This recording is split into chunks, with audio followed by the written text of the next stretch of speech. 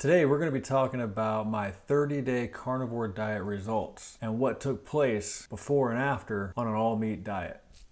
So sit tight, we'll get right to it. Alright, for any of you that's watched a previous video of mine and noticed that this is like a brand new video, you're not going crazy. This is a new video. I'm just going back in time and saying what I wanted to say back at my 30-day mark, because I had actually been thinking about making a video. At that time I just was so nervous to make one. So we're going to go back in time and we're going to say all the things I wish I could have said. So to get things started, I actually played with the carnivore diet for a couple, well, maybe like a month or so, on and off, just for a short period of time, just as an interest. I wasn't really fully committed. I was just playing around with it, thinking about it, watching videos about it.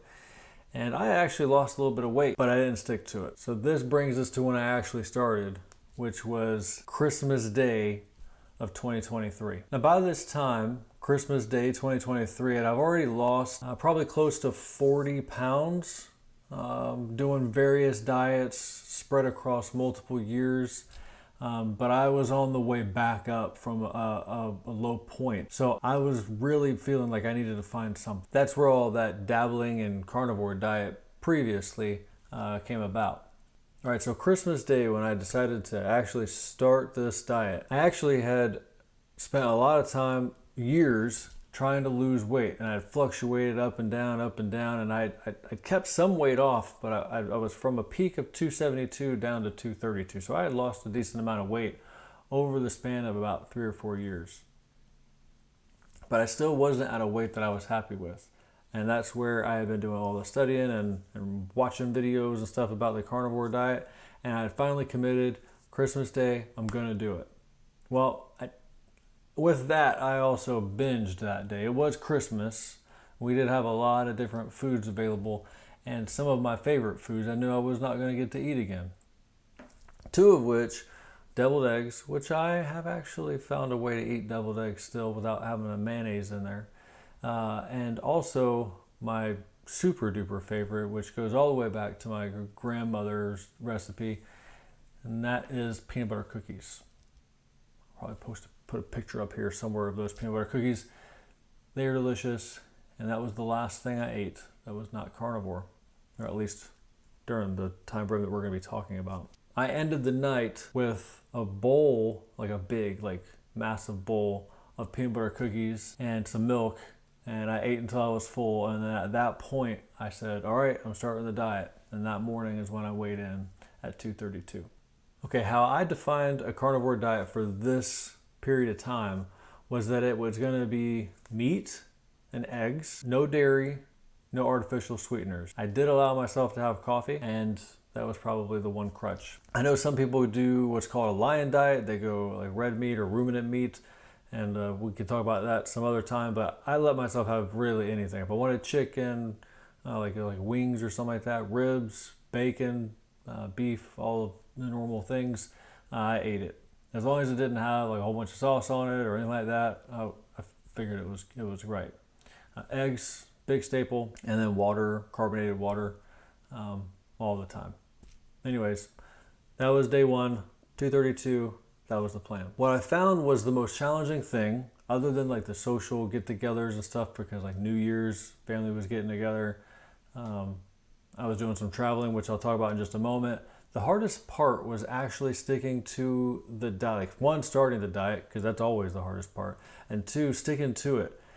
The first week or 2, when you're getting fat adapted, is really the hardest, because every time that you get a craving, you want to eat something like chips or bread or something like that, and you just have to eat the fatty foods and not the carbohydrates, get satisfied with like feeling full. And just every time that you have that craving for the carbs, the food that would make you eat the meat until you get full. And that was definitely the hardest part, probably the whole time I've been on the diet. Now it's gone away, and as you get past that first week or 2, it really does start to get easier, and you start to crave carbohydrates less and less. Now I could be, I mean, it's been over 100 days now, and I can go out to a restaurant and there'd be bread there, and I really can, it's pretty easy for me to fight it off. When I actually hit my 30th day on the carnivore diet, I was actually in Las Vegas on a work trip at a convention. I have to say that it was probably the best experience I ever had because I had the best steak of my whole life. Now, steaks in Vegas are not cheap. If you're gonna get a good steak at a good steakhouse, they're gonna range from somewhere, I think at the casino that I was at when I was just playing at the poker table, it was like $30, $40, which was not expensive for Vegas. The first night I went where I got the best steak of my whole life, it was like 80 something dollars, and another night it was like an aged steak, it was like $100 and something dollars. I don't recommend going and getting these super expensive steaks all throughout your life, every day. That's just not how you can live. But I was on a work trip and I wasn't even the one paying for it. The companies that I work for, or the companies that were courting the company I work for, they were the ones covering it. So I was spoiled. But if you ever do get a chance, the best steak that I ever had, which I have had a lot of steak, but I've been eating a lot of meat over the past 100 days or so. And so I feel like I'm qualified to say that the best steak that I ever had was at Treasure Island. It was Phil's Steakhouse, and it was the Allen Brothers 24-ounce short rib ribeye. It was the best. I get mine medium rare. I like that because if they do undercook it, it's not going to be that bad. But if they do overcook it, it also isn't that bad. So I don't normally have to send it back. But that was probably the best steak. I mean, I went to cut into this steak, and it was like falling apart. Almost like if you ever eat salmon and you go to like fork the salmon and it kind of just falls apart. That was how the steak was, and not in a bad way. It was a really good. It was. I wish I could go back and have it again. I better stop because I'm going to start daydreaming about it, and it's going to make me hungry, and I'm going to have to stop this video and go eat something. But I digress. Besides going to Phil's Steakhouse at Treasure Island, going to McDonald's was my regular go-to while I was traveling. It made it to where it was convenient to get bacon, eggs for breakfast, and also pretty convenient for some quarter-pound patties at essentially the same price as it is where I live here in Florida. So I recommend that when you're traveling, if you can find those chain restaurants that make 100% beef patties, that's probably the place to go, because the pricing, or at least for McDonald's anyways, was the same price as it is everywhere else. There is some variances, but not so drastic to where you have to feel like you're eating super expensive food.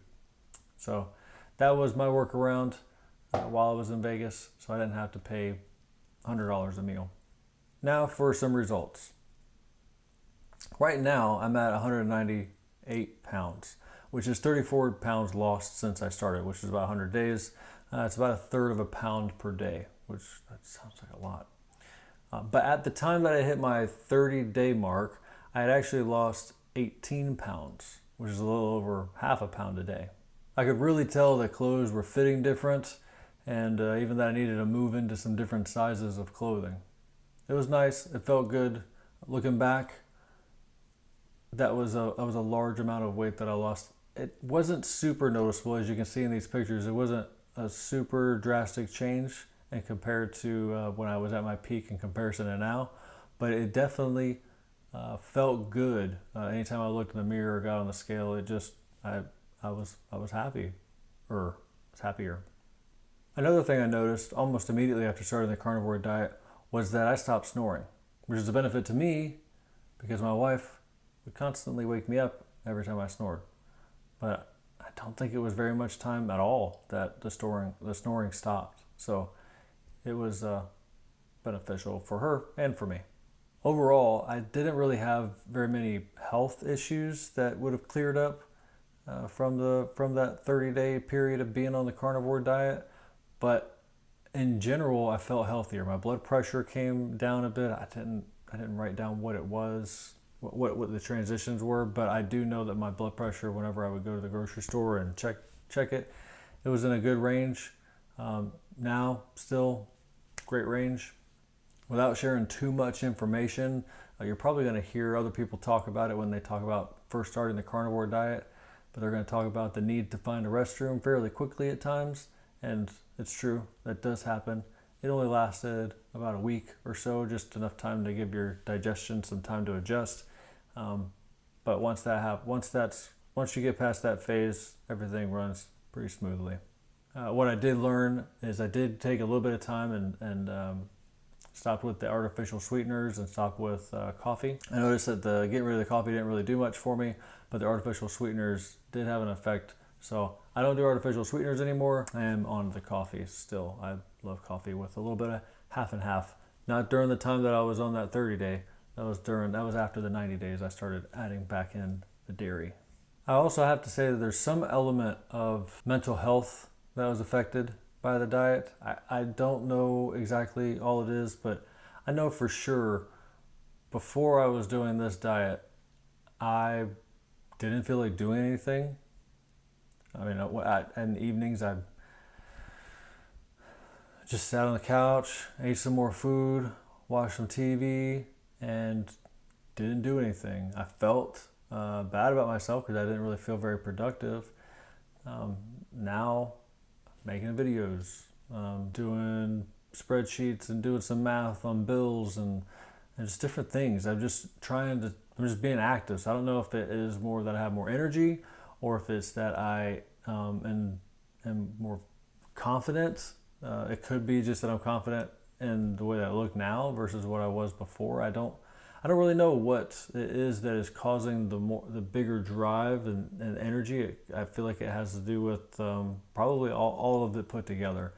More energy, consistent, and better mental health space, and feeling just more confident about myself. So I don't know, but hey, here we are. Oh, and one more thing about results. I've had some different skin rashes, like athlete's foot or something like that over the years, and I've always kind of battled with some sort of dry skin. But during this time of that 30-day carnivore, that started clearing up, and I haven't really had any major issues since. So it's weird. I wouldn't attribute that some sort of a skin dryness or rash or anything would be attributed to diet for some reason, but I feel like it is.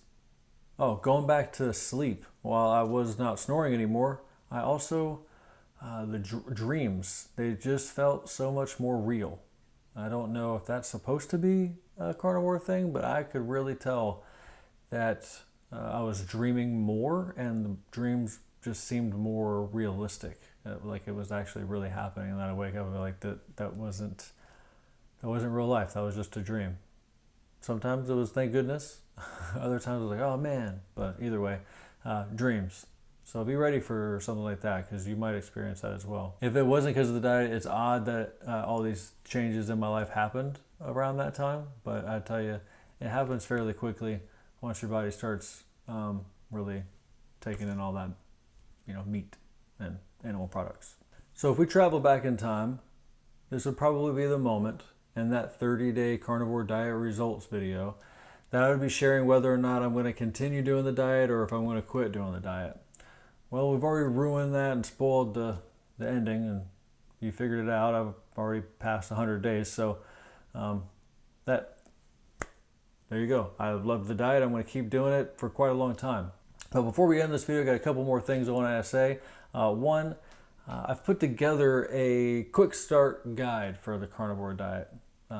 It's just a real quick ebook of sorts, and I'll leave a link to the book in the description of the video. It's free. You just got to put your email address in. You'll be able to download the book. Outside of that, since I've already gotten past 100 days, I did make a video about the 90 days and the 100 days on the diet. You check those videos out here. And that'll go over the results of 90 days. And it'll also kind of go over, I think, in the 100-day video, talk about just some aspects of the diet that might be helpful to get past things like going out to eat or being around family, things like that. Other than that, I'd love to see your comments and hear about your journey on the carnivore diet. And also, if you have any questions, I'd love to hear them. And maybe I can help make a video based on your question in the future. Don't forget to subscribe. And also, reminder about the ebook in the description. Talk to you soon in the next video.